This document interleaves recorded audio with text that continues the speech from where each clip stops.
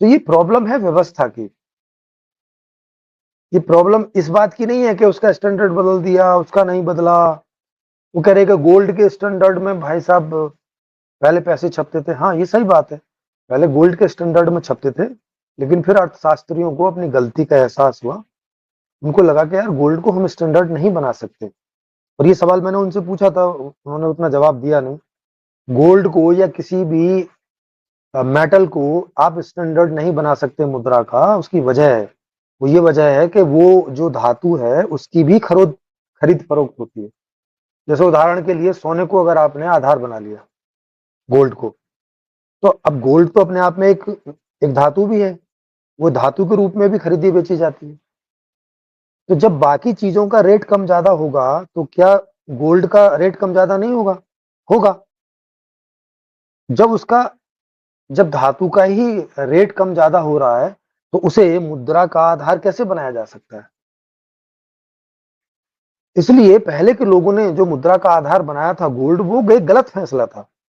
और ये समझ में आया तो पहले अमेरिका में और उसके बाद फिर सभी देशों ने इस आधार को छोड़ दिया, इस स्टैंडर्ड को छोड़ दिया। और तब से आर्थिक उन्नति बहुत तेजी से हुई है, जब से इस आधार को छोड़ा गया है। जैसा वो बोल रहे कि अभी भारत के पास में 5 लाख करोड़ का सोना है ना? तो अगर उस आधार पे पैसा जारी किया जाता तो आज केवल 5 लाख करोड़ रुपया ही जारी होता। और 5 लाख करोड़ रुपया जारी होने का मतलब है कि आज भी बहुत सारे गांवों में रुपया होता ही नहीं, शहरों शहरों में चल रहा होता, गांव में आज भी बार्टर सिस्टम ही चल रहा होता, है ना? क्योंकि 140 करोड़ लोगों के देश में 5 लाख करोड़ कितना पैसा आएगा तुम्हारे हिस्से में?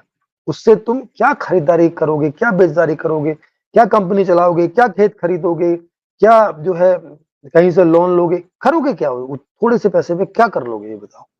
ये ऐसे ही है जैसे आदमी को आज किसी की तनख्वाह 1 लाख रुपए है, अगर उसको आज बोल दिया जाए लो भैया तुम्हारी तनख्वाह 1,000 रुपए होगी, क्या करेगा?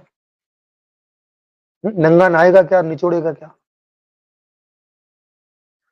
तो अब क्या कानून है? अब ये है कि अर्थव्यवस्था के आधार से अब करेंसी जारी होती है कि आपकी अर्थव्यवस्था का जितना साइज हो गया है उसके आधार से करेंसी जारी हो रही है। और ये सही तरीका है पूंजीवाद में।